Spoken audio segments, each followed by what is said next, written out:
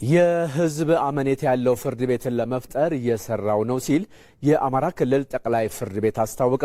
ፍርድ ቤቱ የሚሰጣቸውን አገልግሎቶች በዲጂታል ቴክኖሎጂ በመታገዝ እያዘመነ ስለመሆኑም ነው የገለጸው። አሸናፊ እንዳለ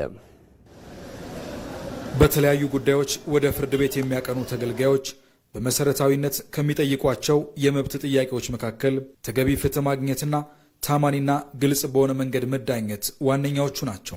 በየዓመቱ በሚሊዮኖች የሚቆጠሩ አዳዲስ መዝገቦችን የሚያስተናግዱት የአማራ ክልል ፍርድ ቤቶችም በተመሳሳይ ይህ ችግር ይደመጥባቸው ነበር። ተገልጋዮች ይህ ጥያቄያቸው እንዲመለስ በቅርብ ዓመታት ውስጥ ዘርፈ ብዙ ስራዎችን መስራቱን የሚገልጸው የአማራ ክልል ጠቅላይ ፍርድ ቤት አሰራሩን በቴክኖሎጂ አዘምኗል። ይህም ከዚህ ቀደም ተገልጋዮች ያቀርቡ የነበረውን እንግልት እየቀነሰ ሆኗል።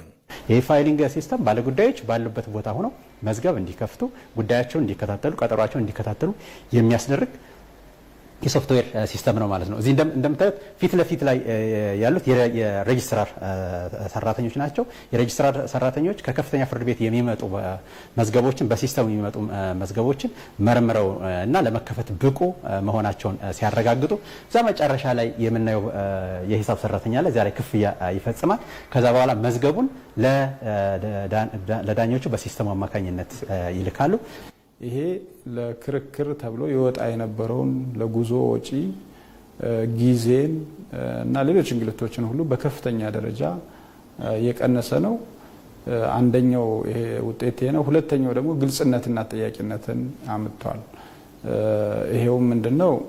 አንደኛ አሁን ፋይሎች ሲከፈቱ መዘግየት፣ ከዛ ባሻገር ደግሞ ለከሌ መዝገቡ ሄደ፣ በዚህ ወጣ፣ ይህንን የያዘው ዳኛ እንዲህ ነው ምናምን የሚሉ ነገሮችን ሁሉ ሀሜቶችን ያጠፋ ነው። ተገልጋዮች በግልጽ ችሎት እንዲዳኙ ማድረግና ከተለያዩ የክልሉ ዞኖች ወደ ጠቅላይ ፍርድ ቤቱ መምጣትን አስገዳጅ ያደርግ የነበረውን አሰራር መቀየርም የለውጥ ስራው ሌላኛው አካል ስለመሆኑም ተነስቷል። ችሎቶች ስማርት መሆን አለባቸው ስንል ዋናው ፐርፐስ ፍርድ ቤቶችን ተደራሽ ማድረግ ነው። በቪዲዮ ኮንፈረንስ ባለጉዳዮች በሚቀርባቸው ፍርድ ቤት ሆነው እዚሁ ጠቅላይ ፍርድ ቤት ሊሆን ይችላል፣ ሌላ ከፍተኛ ፍርድ ቤት ሆነው ምድብ ችሎት ላይ ሊሆን ይችላል፣ ክርክራቸውን የሚያደርጉበት መዝገቡ የሚከፈተው ቅድም ባልኳቸው በፋይሊንግ ነው።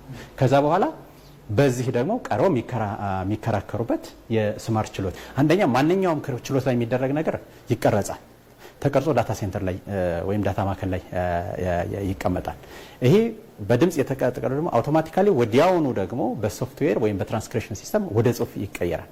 ከፍጥነትም አንጻር ከተጠያቂነትም አንጻር ግልጽም ከማድረግ አንጻር ስለዚህ ሁሉም ግልጽ ነው ሲስተም ነው ማለት ነው። ከዞኖች ወደ ጠቅላይ ፍርድ ቤት ሰዎች ሳይመጡ ዞን አካባቢ ፋይልም መክፈትን ክርክሩንም እንዲያደርጉ በዚህ ዓመት ከከፍተኛ ፍርድ ቤት ያለውን እናጠናቀቃለን። ባለፈው የጠቅላይ ፍርድ ቤት እናጠናቀናል።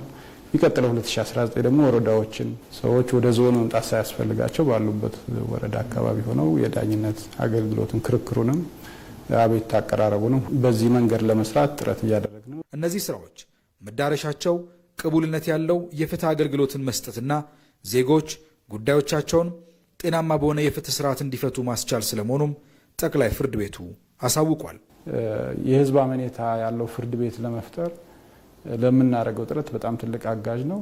ዜጎች ያላቸውን አለመግባባት ሁሉ ፍርድ ቤት ላይ ትልቅ እምነት ጥለው የሚመጡበትን ሁኔታ ስለሚፈጥር ለዘላቂ ሰላም፣ ለፍትህ በጣም አጋዥ ነውና ይሄ ትልቅ ውጤት ያየንበት ነው። ፍርድ ቤቱ የጀመረውንና በቀጣይ ዓመት የሚጠናቀቀውን የ3 ዓመት የዲጂታላይዜሽን ጉዞ በተገቢ ሁኔታ ተግብሮ ለማጠናቀቅ እየሰራ ስለመሆኑም ገልጿል።